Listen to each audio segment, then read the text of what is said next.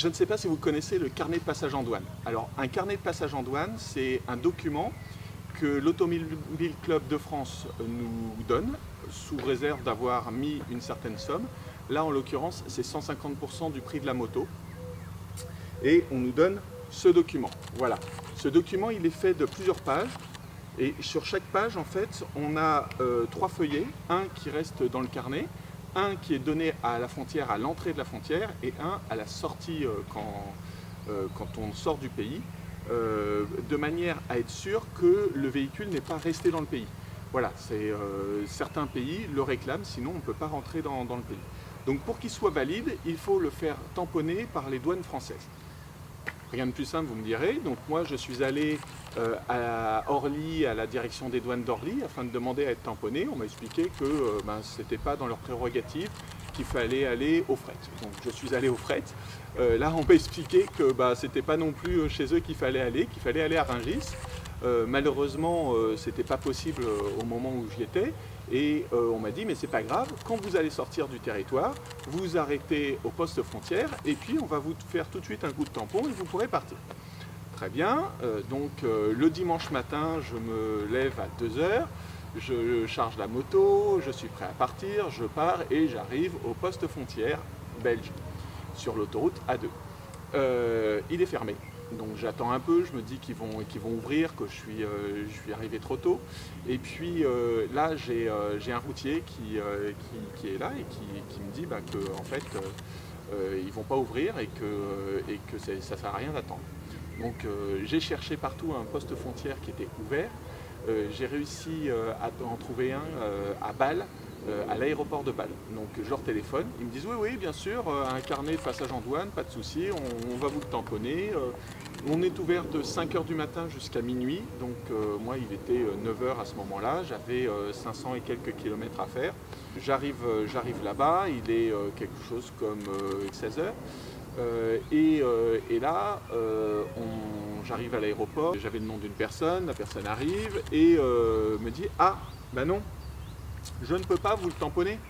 Je ne peux pas vous le tamponner parce que vous n'allez pas prendre l'avion avec votre moto.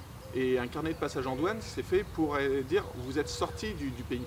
Donc reprenez votre moto, vous reprenez votre carnet et vous allez à la frontière qui est à 2-3 km. Et là, mes collègues ils pourront vous faire ça. » Alors j'y vais, j'arrive à la frontière suisse, pardon, et à la frontière franco-suisse, je cherche les douaniers français, les Suisses me disent « Ah non, ils ne sont pas à l'entrée, c'est-à-dire qu'on fait France-Suisse, ils sont dans l'autre sens, dans le sens Suisse-France. Donc rentrez dans notre pays, vous faites demi-tour, à la première sortie, vous revenez et là vous les trouverez. » Donc c'est ce que je fais, j'arrive et je tombe sur une douanière vraiment très sympathique, mais qui me dit moi j'en ai jamais vu, je ne savais même pas que ça existait, donc j'ai demandé à un collègue, donc il y avait un collègue qui en avait déjà fait remplir une fois, donc il a dit qu'il allait le faire. Et puis sa responsable est arrivée en disant mais non, on n'a plus le droit de les faire. Donc les carnets de passage en douane, c'est terminé, on les remplit pas. Alors là j'ai expliqué que j'en avais vraiment besoin et que j'avais pas d'autre solution pour entrer dans un pays, dans certains pays et que même, enfin voilà. Donc elle m'a dit bon moi je vais quand même vous le faire, je vais pas pouvoir mettre de numéro d'enregistrement parce qu'on n'a plus de registre pour ces carnets. Et puis je vais en référer à ma hiérarchie pour leur dire qu'on l'a tamponné. Donc c'est tamponné et tout, je peux partir. Et là on me dit mais vous partez où? Alors je dis je vais en Mongolie. Oui mais vous allez comment en Mongolie? Je vais en Mongolie en passant par l'Allemagne, la Pologne. Ah oui mais là vous êtes sur la frontière franco-suisse. Donc le carnet de passage c'est pour dire que vous êtes sorti de France. Or vous allez faire 10 km en France pour aller sur l'Allemagne. Oui c'est ce que je vais faire.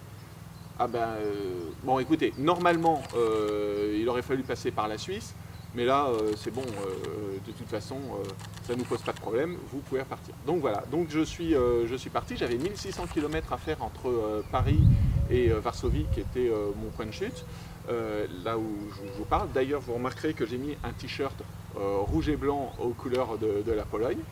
Et donc j'avais 1600 km à faire, je suis arrivé à la frontière suisse, j'en avais déjà fait plus de 600. Donc j'allais avoir 2300 km à faire dans la journée, ce qui aurait été un record pour moi. J'ai jamais fait plus de 1800 km, ce qui est déjà énorme. J'ai choisi en fait de faire un arrêt en Allemagne. J'ai fait 1500-1600 km la première journée. Et puis ensuite, la deuxième journée, j'ai fait les 700 km restants pour arriver ici. Dans le descriptif de la vidéo, vous allez avoir une adresse, c'est un lien GeoRide. Un lien qui va vous emmener sur l'ensemble de mon périple, donc c'est-à-dire depuis que je suis parti de Paris jusqu'à aujourd'hui. Et même dans la journée, si vous cliquez sur ce lien et que je suis en train de rouler, vous pourrez voir où je suis en train de rouler, peut-être même à quelle vitesse je roule. Donc voilà. Eh bien écoutez, je vous remercie. Je vous souhaite un bon visionnage dans les prochains épisodes